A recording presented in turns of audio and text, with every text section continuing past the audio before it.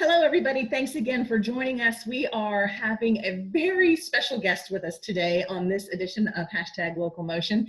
I'm extremely excited to invite Courtney Emken from DogBoy's Dog Ranch to be with us today. So many of us have our four-legged friends home, and they are so excited that we've been home for the last 7 weeks, although I don't know what they're going to do as we slowly integrate back into some sort of normalcy. But Courtney's here to talk to us a little bit about that and about the DogBoy's Dog Ranch, which is located in Pflugerville. And while that may not be hyper local to Houston, my thought process was, gee, we're all going to be wanting to get out of the house real soon, and maybe we need some place to take our pets. So Courtney could talk to us about the dog ranch and, of course, about just some other dog-related things. And you've got some online things to share with us, too. That's right. But first of all, I'm going to stop all my jabber, but I want to tell our viewers about DogBoy's, because you were the first dog boarding facility in the state of Texas to do what? Group play, to let dogs play together. That's crazy. Yeah, that was, I know, it seems crazy. It was 25 years ago that we decided to open our business, and my husband had worked for a local pet care facility here in town that's no longer open. And at the time, he would see dogs that were stressed out or anxious or just, stuck in their runs. Because back then, boarding was really more, it was just like a prison for dogs. Like they just stayed in a run. And unless you paid extra for a 15-minute tennis ball throw, the dogs stayed in their run for as long as you boarded. And if you boarded for 2 months or 3 months, for a long vacation or something like that, the dog never left that run. They never went outside. They never touched grass. It was just terrible. And he would ask his boss, like, is there something I can do to, spend some time with these dogs? Can I just take this guy out and let him run for a few minutes? And the boss would always say, that's not your job. Go back to work. So he just came home one day and said, man, if I ever had my own place, it would be so different than this. We would let dogs run and be together. I mean, they're together in homes all the time. Why can't they be together? Dogs are social animals, and they need interaction with other dogs. So obviously not every dog wants to be friends, but we figured out a way to make it work. Well, that's fantastic, because you think that's like almost archaic that anybody would treat their little animal that way. But glad that you all have, blazed the trail for others to do the same, and made our little pups and grown dogs very happy. Now, COVID has produced a number of challenges for everybody, your business as well. Tell us how you all are kind of changing with the times and what people can do to take advantage of what you all offer still. Sure. Well, boarding was about 70% of our business pre-COVID, and that 70% dropped down to 0. So we really had to pivot and turn and just really highlight the other things that we've been doing all this time, but finding new ways to bring it to clients in a safe way. So we are still doing daycare, but we're doing contactless drop-off and pickup. So the customer can stay in their car. We get the dog out of the car for them, and we use our own leashes, and we sanitize anything that comes in that's not ours. And then for all of our dog training has gone online. So we're doing Zoom classes online. We have 3 starting this Saturday, and those are going remarkably well. People, that makes us available to people all over the country. So we don't have to just train dogs in Austin or Pflugerville anymore, which has been wonderful. And then we have a private dog park on the back of our property. So people that just need a place for their dogs or their children to just like run and be free and not worry about running into anyone. We're renting out our dog park Monday through Friday from 7 a.m. until dark. Every 2 hours, someone else is renting it. So it's been very popular. And that's, those 3 services have really kind of helped us limp along. And then this week we opened our retail store online. So we're able to do free curbside pickup and or shipping if somebody doesn't want to come by and pick it up. So that's how we've changed. And I imagine some other pet care facilities in your area are doing similar things. Well, the day trip is what's interesting to me, jump in the car and come rent your spot for a couple hours and let Trixie do her thing. Yeah, it's been And I surprisingly get my mental popular. health. I'm sorry, go ahead. I spoke over you. What'd you say? Oh, no, I just said it's been surprisingly popular. It's been really nice. Well, it's a good mental health break for everybody, I would think. Absolutely. Okay, well, tell us about the training that you're doing online. So right now we have 3 classes that we're offering almost each and every month. We have a puppy class that is this Saturday morning. We have a basics class that's Saturday around lunchtime. And then we have a manners and impulse control class. And that's for dogs who have maybe gone through some basics, either with DogBoy's or with another company.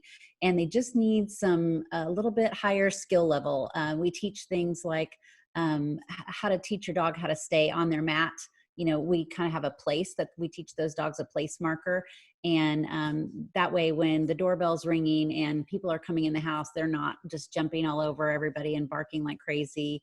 We're teaching dogs how to learn to settle and just be still, and just teaching them the kind of manners that you want for when you do have company over, so that they're not jumping all over guests and begging at the table and all those things. And all the methods that we use to train dogs are positive, reward-based methods. So we're never going to use a prong collar, a choke collar, a shock collar.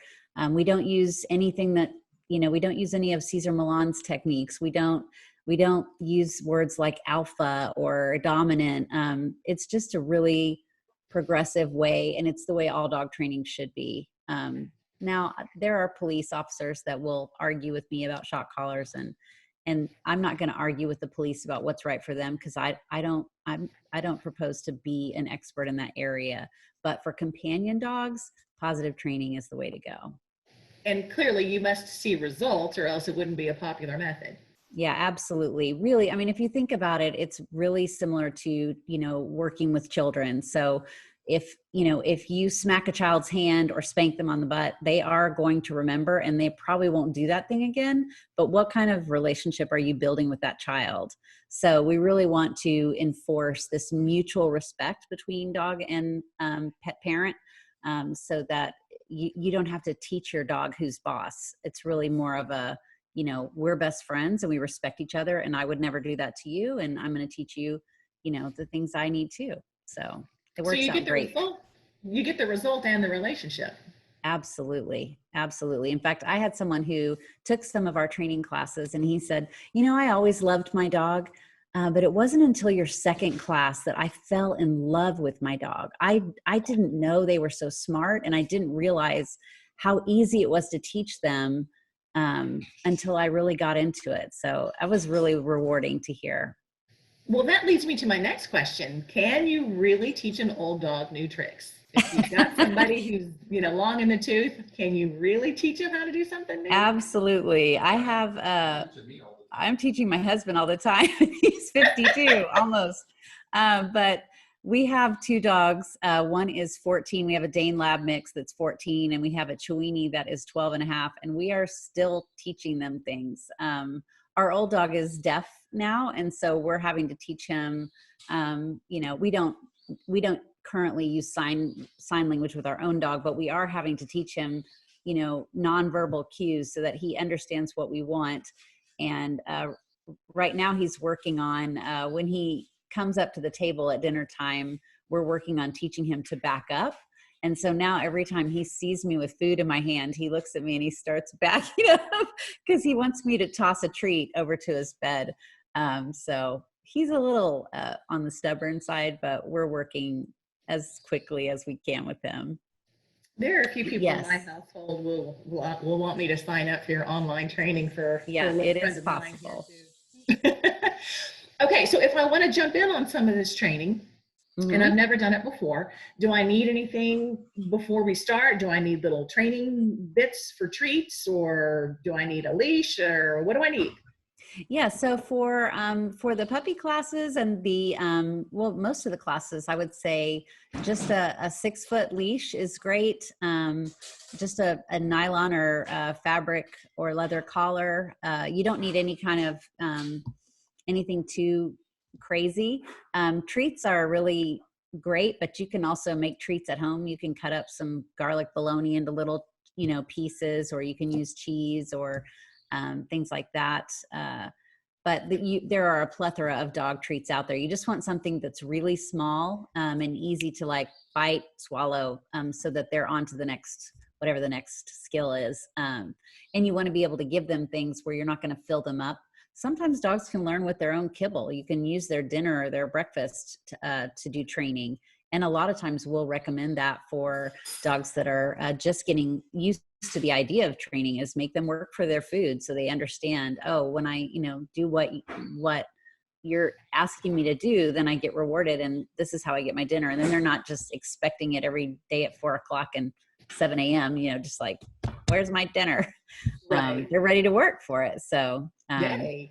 some dogs work for kibble. Some are like, once they get the bologna or the high value treat, then they're like, kibble? No, I'll wait for the next thing. I'll wait for the good stuff. This can work for teenagers too. Yeah, but with some dogs, you can, once you get that going, you don't always need food. So a lot of people will say, oh, I don't want to have to always have treats. Well, you don't. A lot of dogs are motivated by different things. Some are motivated by throwing a ball. Some are motivated by love and touch. So it really just depends on the dog. Good thing they don't like shoes, huh? Yeah, that's probably not. I'm thinking to wear, because that's my motivation, I need new shoes? Okay, great. And then I'm thinking, I need new shoes to train my dog? Great idea. Yeah. No, afraid not. There's a reason I don't work at your place. All right, Courtney, well, where can folks find you, both physically and online? They want to jump in and get some training done. Tell us where we can find you. Sure. So physically, we are in a little town called Pflugerville, just about 20 minutes northeast of downtown Austin. Our website is dogboys.com, and you can find us on Facebook, Instagram, Twitter, LinkedIn, everywhere, just searching for Dog Boys Dog Ranch, and you'll find us. Okay. And then your training will be on your website. We can go there to find it? Yeah, our training classes are on the website. Underneath training, there's a drop down that goes to group dog training classes. And you can, if you're just interested in finding out more or speaking to a trainer, you can go, you can email training@dogboys.com, and they'll be happy to help you. Okay. And then the online, is it interactive, or is it just something that you watch? You can stop, start? No, that's a great question. So the online classes are interactive. They're done via Zoom, and each participant is there with their dog. Some people kind of set the camera a little farther away so that so the trainer can see the dog and the person. Some people just have the camera kind of zoomed in on their dog, and you just see the bottom, them in their slippers or whatever. But the trainer works partially where you're watching her, and then at some point she'll put her like some slides on the screen, but you'll still see her, and she'll actually show you a lot of things using her own dogs. So there's a lot of hands-on practice, and it's very interactive.